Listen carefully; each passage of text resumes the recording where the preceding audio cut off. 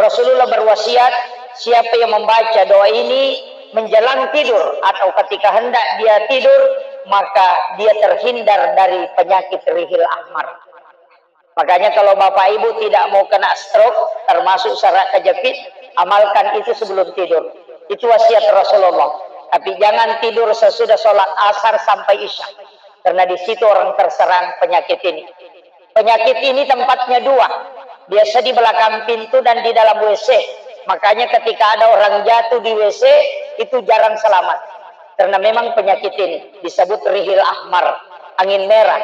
Setiap membuka pintu pertama, jangan terkena hembusan angin pertama ketika masuk angin.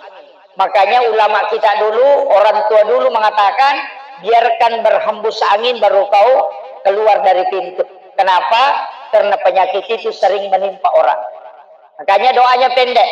Allahumma inni a'udzubika minar rihil ahmari waddamil aswadi wadda'il akbari.